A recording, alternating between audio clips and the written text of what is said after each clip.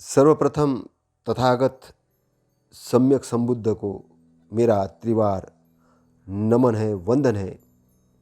उसके पश्चात उनके द्वारा उपदेशित धम्म को मेरा त्रिवार नमन है, वंदन है। उनके उपदेशित धम्म के अनुसार अपना आचरण करने वाले, मार्गदर्शन देने वाले सभी संघ को मेरा नमन है, वंदन है। तो साथियों, हम लोग आज बोधि अंग, बोधि यानी ज्ञान, ज्ञान के अंग क्या है उस पर चर्चा करने वाले हैं। और ज्ञान के अंग बहुत महत्वपूर्ण है, बोधि अंग बड़े महत्वपूर्ण हैं।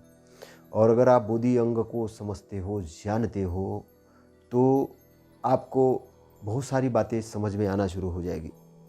तो हम इस पर ज़्यादा बातचीत न करते हुए सीधे अपने विषय पर आएंगे। तो बोधि अंग कैसे निर्माण होते? सबसे पहली बात, ढंग से विचार करने से, सकारात्मक विचार करने से, है ना। ढंग से यानी सही तरीके से विचार करने से और सकारात्मक विचार करने से अनुत्पन्न बोधि अंग उत्पन्न हो जाते। अनुत्पन्न, उत्पन्न नहीं हुए आपके अंदर, तो वो उत्पन्न होना शुरू हो जाते हैं। और उत्पन्न बोधि अंग की भावना की पूर्णता होती है। भावना की मतलब वो दृढ़ होते जाते हैं, है ना। भावना तक पहुंच जाते हैं, आपकी इमोशंस तक पहुंच जाते हैं, मतलब चित्त के डीपली डीपली डीपली लेवल तक पहुंच जाते हैं, है ना। तो 7 बोधि अंग अर्थात पूर्ण ज्ञान प्राप्ति करने में सहायक अंग जो है, पूर्ण ज्ञान प्राप्ति करने में सहायक अंग है। बोधि अंग का मतलब आपको पूर्ण ज्ञान प्राप्ति करने में सहायता देने वाले अंग है, भाग है ना। तो वे प्रतीत्य समुत्पाद पर आधारित है, जिसे कार्य कारण का सिद्धांत भी कहते हैं, जो निम्नानुसार है।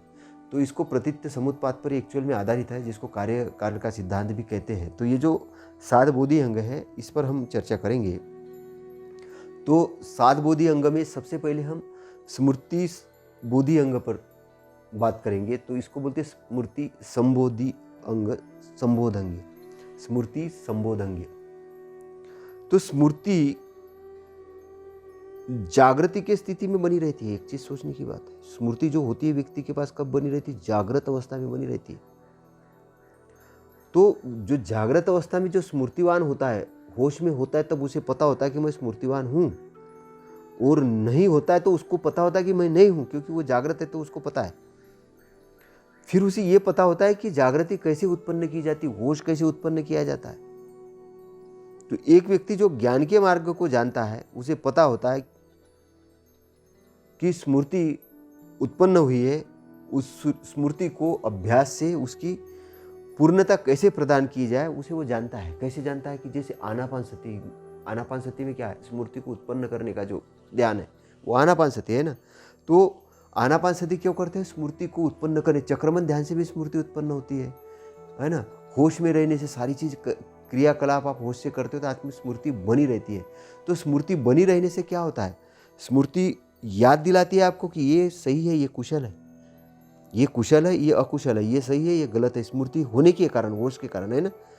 यह अच्छा है और ये बुरा है, ये अच्छा है, ये बुरा है, ये काला है, ये गोरा है, ये दोषयुक्त है, ये दोषरहित है ना। मतलब ये दोषयुक्त है, ये दोषरहित है।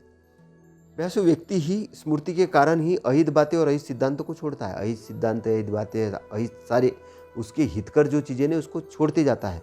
और हितकारी धम्म ने अच्छी बातें, अच्छे सिद्धांत है, इसको अच्छी चीज़ों को ग्रहण करते जाता है। और भलाई करने वाले धम्म ने आचरण को, अच्छे स्वभाव को वो ग्रहण करता है। बुराई करने वाले आचरण को, स्वभाव को, सिद्धांत को, नियमों को, उसको वो छोड़ते जाता है। तो स्मृति जागृति से उत्पन्न होती, जागृति है ना। स्मृति जो होती जागृति नहीं, होश के कारण उत्पन्न होती है। तो बारंबार स्मृतिवान रहने पर, बारंबार जैसे हम स्मृतिवान रहते तो अभ्यास की परिपूर्णता होती है, मतलब हमको दृढ़ होता है, भावना पूर्ण होती है। और हमको फिर स्मृतिवान रहने के लिए बहुत ज़्यादा ताकत लगाने की जरूरत नहीं, वो ऑटोमेटिक स्वभाव के अंदर आ जाएगी। वो भावना जब परिपूर्ण होती है तो आपको होश में रहने का समझ में आना चालू हो जाएगा। जैसे कि एक बार साइकिल अगर कोई चलाता है तो ध्यान से चलाना पड़ता है कि ऐसा लगता है गिर नहीं जाए कहीं, इधर ये नहीं। लेकिन जैसे जैसे बार बार चलाते हैं तो फिर ऑटोमेटिक हो जाता है, आपको आदत हो जाती है, मतलब अभ्यास की परिपूर्णता हो जाती है। तो ऐसे होश है, होश को जब आप प्रैक्टिस करेंगे, प्रैक्टिस करेंगे, प्रैक्टिस करते करते उसकी भावना परिपूर्ण होगी। अब आप होश में स्मृतिवान रहना शुरू हो जाएंगे। तो लेकिन अगर आपने अभ्यास नहीं किया, आप स्मृतिवान नहीं रहे, तो आप बार बार बेहोशी में जाओगे, बार बार गफलत में जाओगे। तो इसलिए क्या करना है, इसलिए अपने आप को होशवान रखना है, जागृत में रखना है और सतत जागृत रहना जरूरी है। और जागृत करने के लिए मन को सदैव जागृत रखना है और जागृत होश की अवस्था में ही स्मृति रहती है। तो जो उत्पन्न होती है मन से भी होती है, बाहर के वस्तु से भी होती है। जैसे हम मैत्री की भावना करते तो स्मृति मैत्री पर उत्पन्न हो जाएगी, द्वेष की भावना करते तो द्वेष पर उत्पन्न हो जाएगी। तो कलाओं को सीखना है, इंजीनियरिंग है, मेडिकल है या अन्य एरोप्लेन बनाना है, सॉफ्टवेयर बनाना है, उद्योग चलाना सीखना है, पढ़ना है, कोई गुरु से कोई शिक्षा ग्रहण करनी है, तो जो ये स्मृति है ये बाहरी स्मृति है ना। और बेहोशी की अवस्था में, आलस की अवस्था में, द्वेष की अवस्था में, क्रोध की अवस्था में, भांग पी के है, शराब पी के भयंकर तरीके से, तो इस दशा में स्मृति उपस्थित नहीं रहेगी, बेहोश हो जाएंगे। और स्मृति उपस्थित नहीं होने से क्या होगा, बेहोश की अवस्था में आपका चित्त भी शांत नहीं रहेगा, मैत्रीवान नहीं रह पाएगा, मतलब बहुत सारी। तो इसीलिए मादक पदार्थों का मना किया है, क्योंकि आपकी स्मृति नहीं, आपको पता ही नहीं कहाँ गिर गए, किधर हो गए, किधर जा रहे हैं, किधर बोल रहे हैं। इसीलिए स्मृति नहीं खोना चाहिए, इसलिए मादक द्रव्य की मनाही है। इसलिए द्वेष की मनाही की जाती है धम्म के अंदर में, क्रोध की मनाही की जाती है कि क्रोधिष्ट मत हो, द्वेष वाले मत हो, गफलत वाले मत हो, आलसी वाले मत बनो। इसका रीज़न है कि स्मृति आपके पास उपस्थित रहना बहुत ज़रूरी है और आपको स्मृतिवान रहना बहुत ज़रूरी है, क्योंकि स्मृति के कारण ही सारी अच्छी चीज़ें आपके साथ घटित होना शुरू हो जाती है। तो आगे हम देखेंगे दूसरा संबोधंग, वो है धम्म विचय संबोधंग या बोधि अंग, है ना। तो धम्म का ज्ञान प्राप्त करने के लिए धम्म विचय संबोधंग बहुत महत्वपूर्ण है। अब इसमें विचय का मतलब क्या होता है, विचय का मतलब ही विश्लेषण करना है। तो ज्ञान के साथ, प्रज्ञा के साथ, ज्ञान के साथ जब हम धम्म को, किसी स्वभाव को, किसी बात को, किसी विचार को, किसी भी चीज को ग्रहण करते हैं, है ना, तो विश्लेषण करते हैं, तो बुद्धि के साथ मनन करते हुए, विश्लेषण करते हुए, विचार करते हुए, जानते हुए ग्रहण करना, तो सही ज्ञान प्राप्त करने के लिए महत्वपूर्ण है ये धम्म विचय संबोधंग। क्योंकि विश्लेषण करना बहुत ज़रूरी है, क्योंकि हमारी विश्लेषणात्मक क्षमता अगर हमने ख़त्म कर दी तो हम आज्ञाकारी बैल जैसे व्यक्ति हो जाएंगे। आज्ञाकारी बैल मतलब समझ रहे हैं ना, कि वो एक, जिसने मालिक ने बोला इधर चलो, उधर चलना, उधर नहीं, इधर बैठो, उधर बैठ गया, तो ऐसी स्थिति इंसान की हो जाएगी।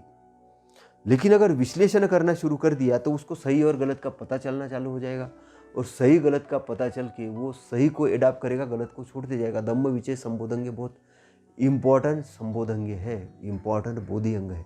और जिन लोगों को गुलाम बनाना होता है किसी और को, तो वो धम्म विचय संबोधंग, मतलब विश्लेषण करना, तर्क करना, ज्ञान प्राप्त करना, इसकी मनाही कर देते हैं।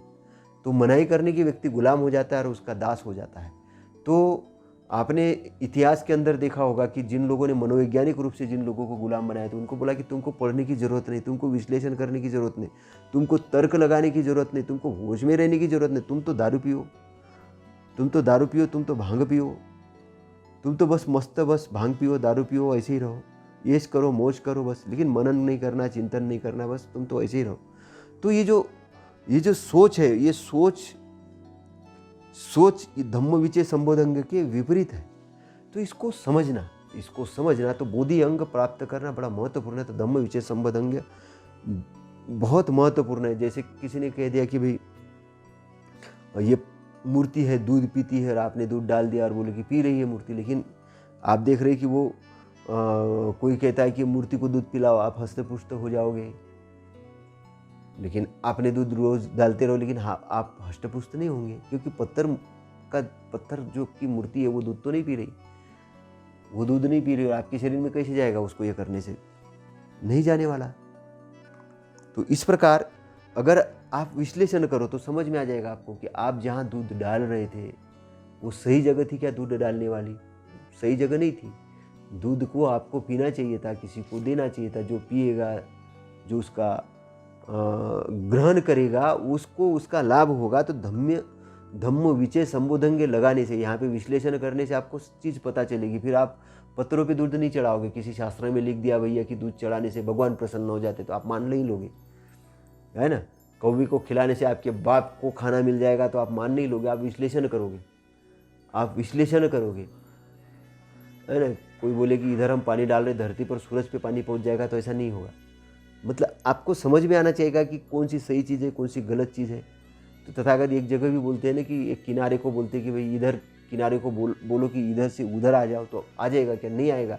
या इधर के किनारे को बोलो उधर चले जाओ, तो जाएगा क्या? नहीं जाएगा। आपके बोलने से नहीं जाएगा, आपको उस किनारे के पास जाना पड़ेगा। इसलिए जो सही है उसको सही तरीके से समझना, गलत है उसको गलत तरीके से समझना, और ये विश्लेषण करना आपका बड़ा महत्वपूर्ण कार्य है।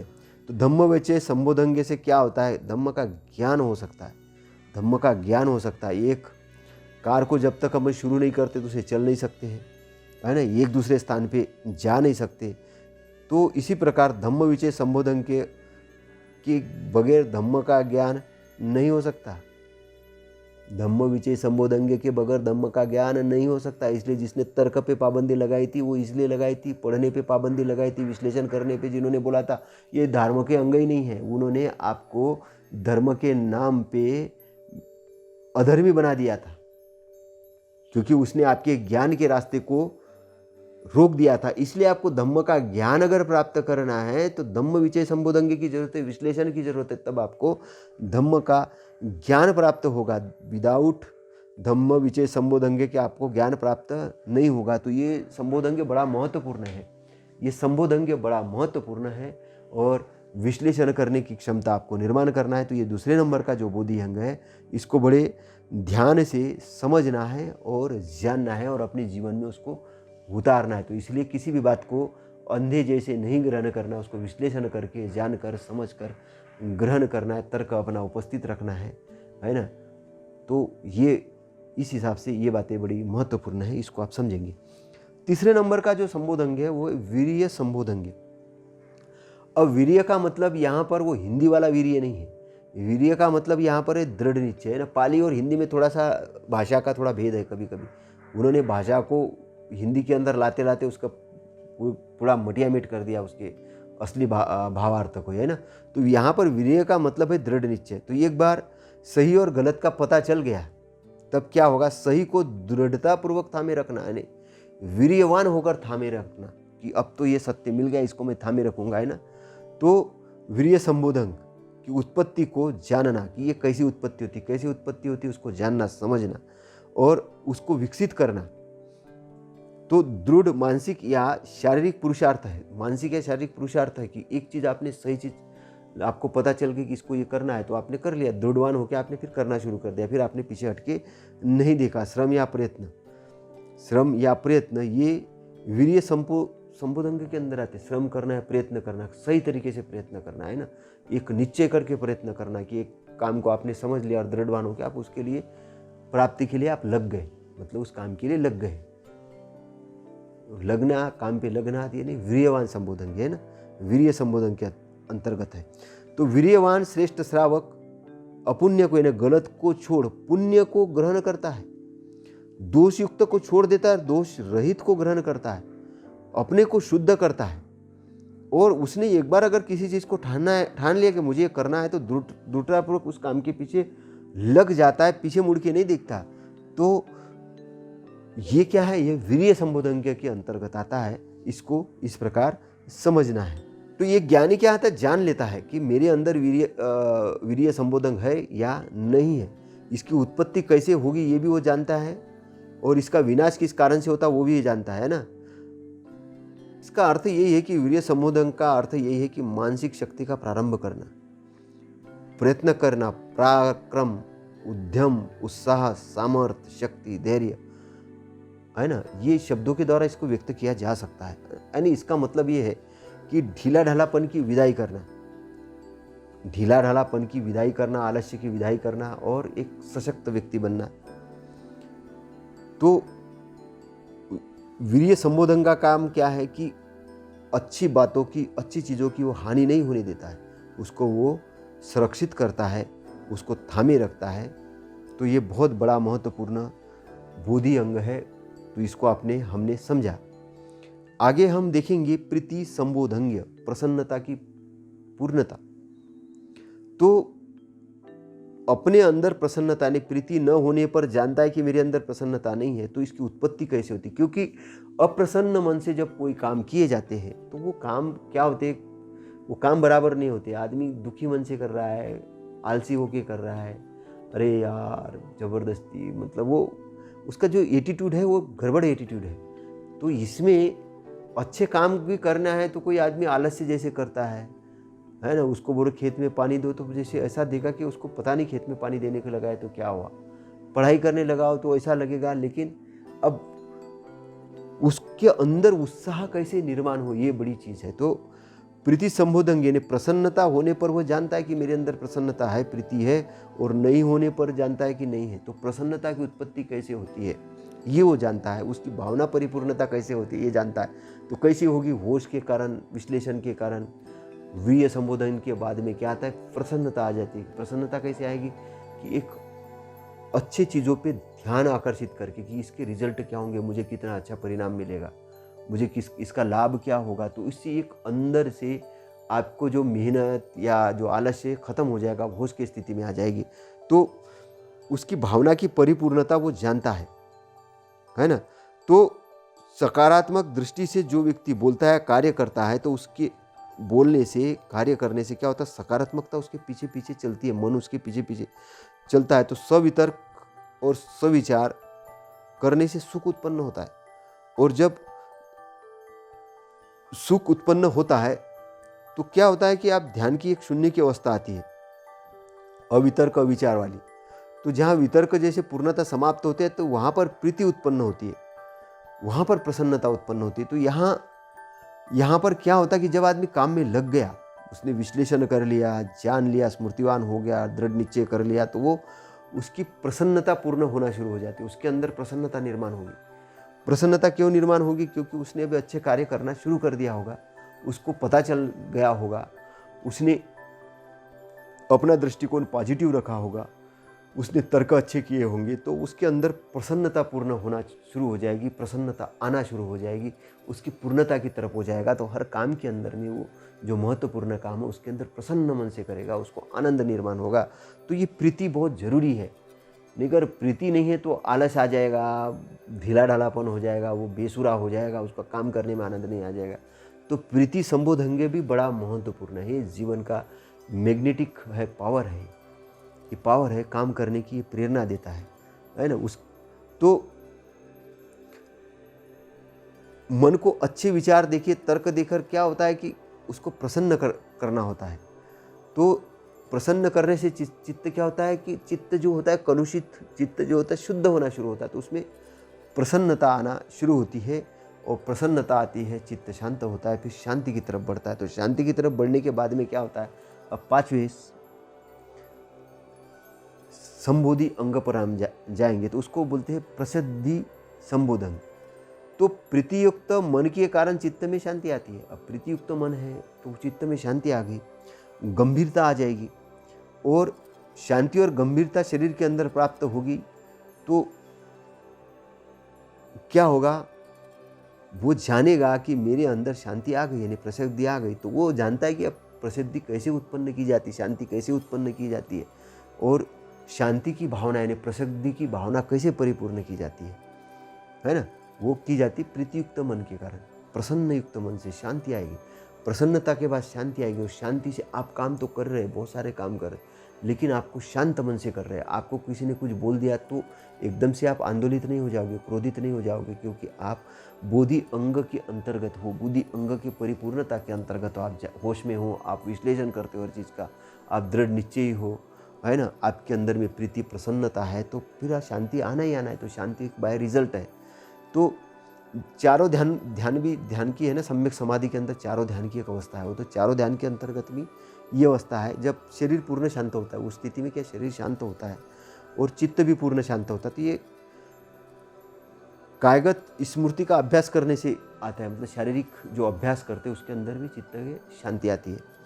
तो चित्त शांति होने से क्या होता है कि वितर्क विचार शांत हो जाते हैं और सारे के सारे विद्यापक्षी धम्म, सारे के सारे विद्यापक्षी धम्म यानी अच्छे धम्म परिपूर्णता को प्राप्त होते हैं। परिपूर्णता, शांति की अवस्था में परिपूर्णता का, क्योंकि शांत अगर है तो सारा प्रतिबिंब दिखेगा। तालाब के अंदर में, स्वच्छ पानी के अंदर शांत है ना, अगर वो पानी खोल रहा है तो कुछ नहीं दिखेगा। शांत में सारी चीज़ दिखे, तो सारी विद्या पक्षेदम, सारी चीज़ें आपको समझ में आनी, क्योंकि कार्य कारण का सिद्धांत, एक चीज़ से दूसरी चीज़, तीसरी चीज़, चौथी चीज़, ये फटाफट दिखना शुरू हो जाएगी, है ना। तो सही तरीके से ज्ञान प्राप्त होना शुरू हो जाएगा। तो प्रसिद्धि संबोधन भी बड़ा महत्वपूर्ण है।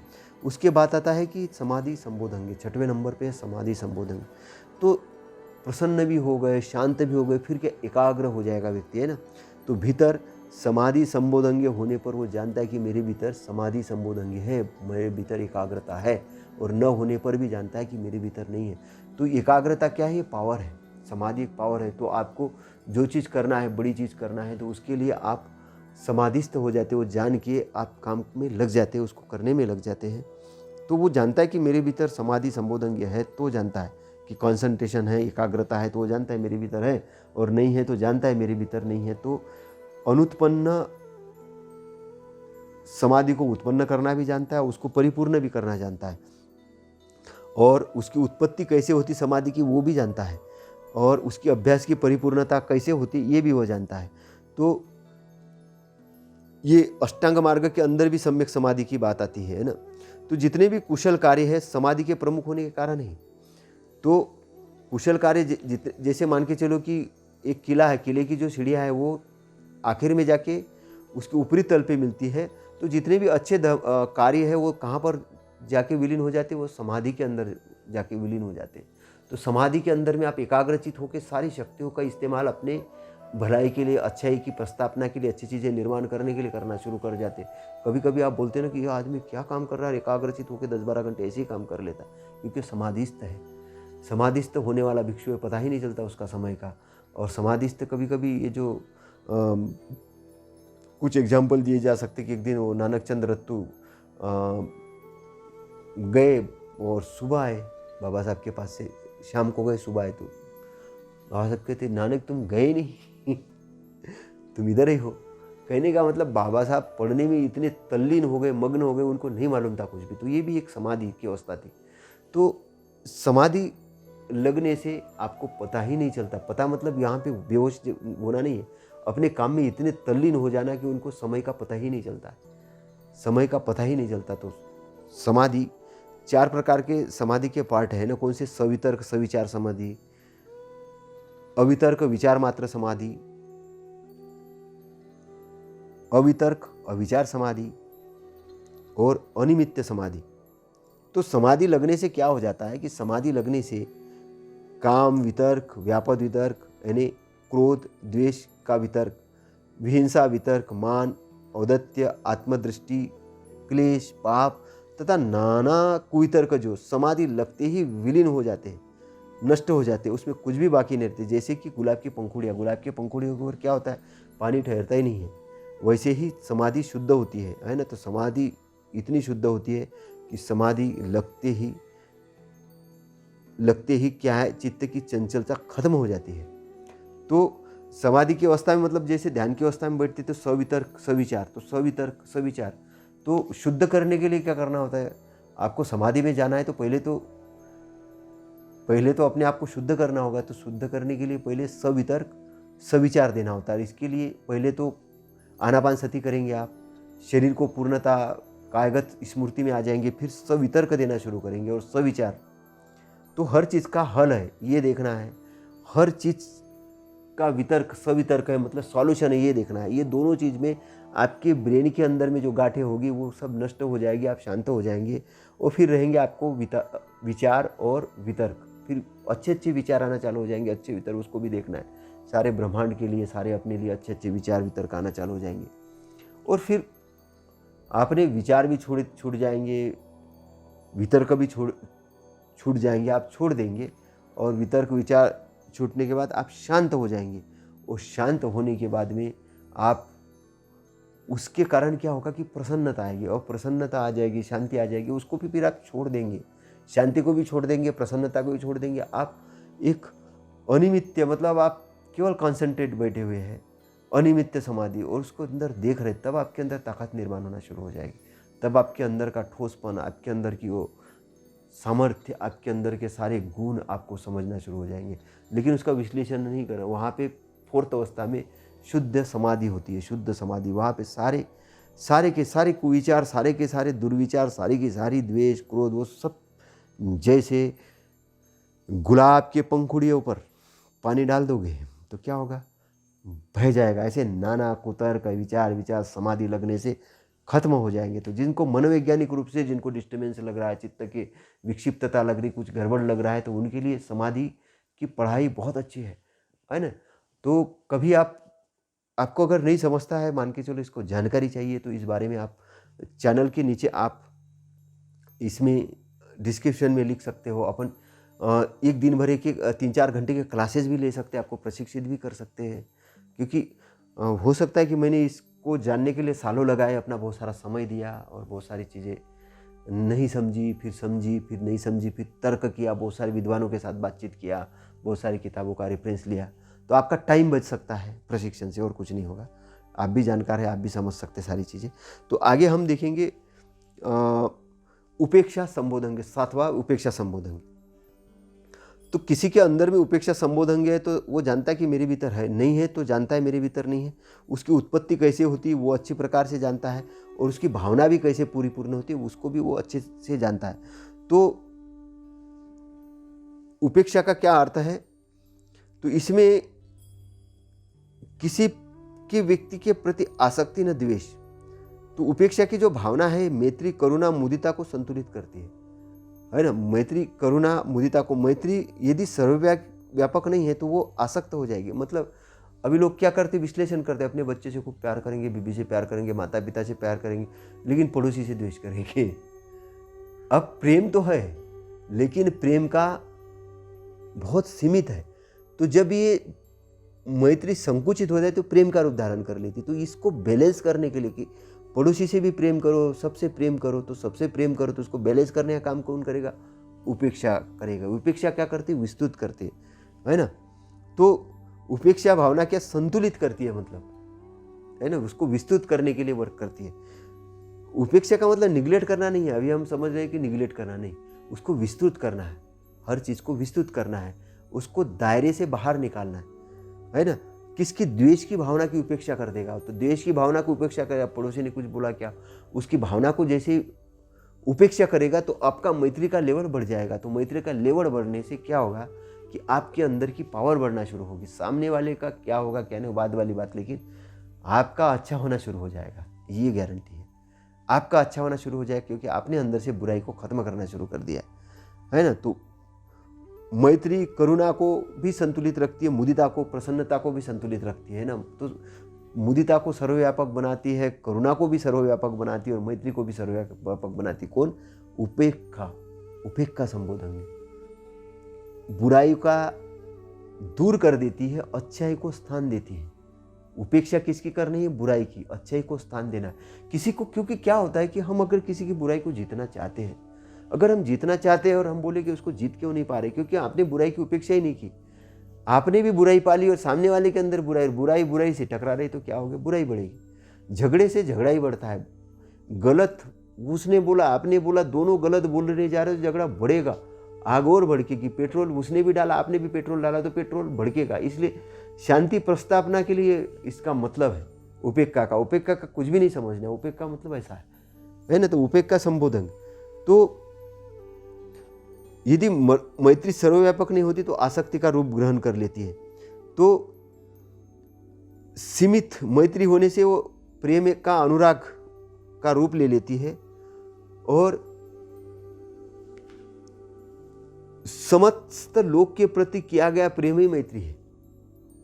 तो उपेक्षा की जो भावना है, मैत्री को निष्काम, मतलब कभी कभी क्या होता है कि हमको किसी से कुछ प्राप्त करना है, जैसे मार्केटिंग के अंदर में हमको सिखाया जाता है कि अरे आपको उससे कोई सेल्स अगर ये करना, उससे बहुत अच्छा व्यवहार करो, उसके गुड मॉर्निंग बोलो, नमस्ते करो, ये करो।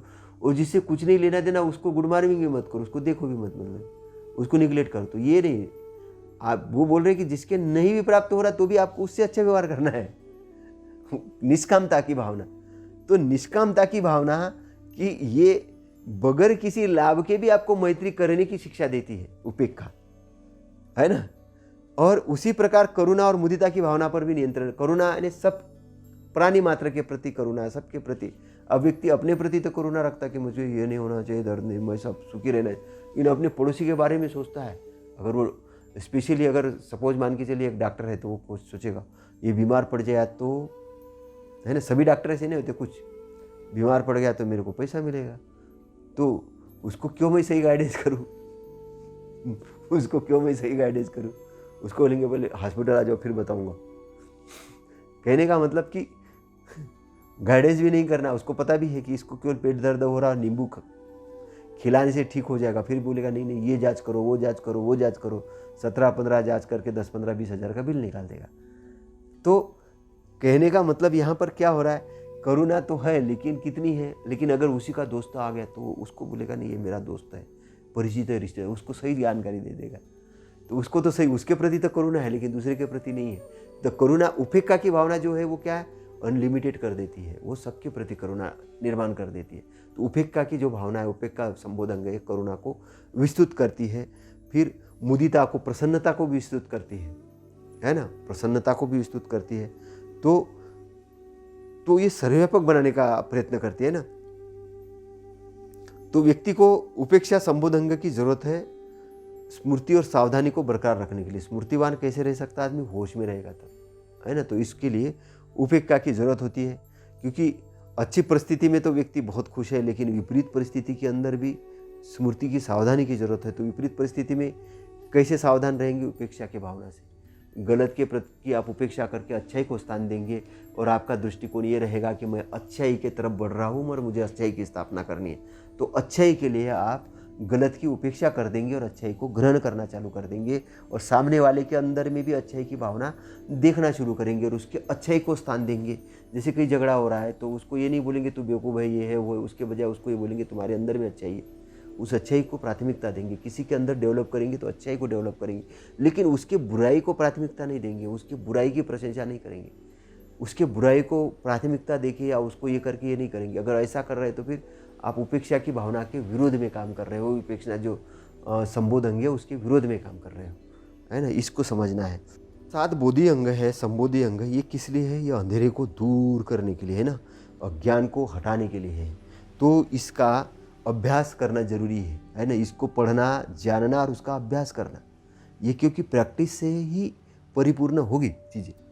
केवल इसलिए नहीं होगी कि आपने जान लिया और उसको जाके पटक दिया। ये एग्जाम देने वाली बात नहीं कि एग्जाम में गए, याद कर लिया, एग्जाम दे के आ गए, उसके बाद जीवन में कोई मूल्य नहीं, ऐसा नहीं है। इस बोधि अंग का आपके जीवन में बहुत बड़ा मूल्य है, बहुत बड़ा। इसको जब आप डेवलप करोगे इंटरनली रूप से, तो आपका अज्ञान दूर होगा, अंधेरा हटेगा अंदर से, और ज्ञान चक्षु ओपन होंगे, आप ज्ञानवान बनेंगे। और ज्ञानवान बन जैसे जैसे आप बनेंगे वैसे वैसे आपके जीवन में प्रकाश आना शुरू होगा। तो आपका मंगल हो, शुभ मंगल हो, आपकी सद्गति हो, आपके जीवन में बहुत अच्छी घटनाएं घटित होना शुरू हो, और वो अच्छी बातें घटित करने के लिए आप कार्य करें।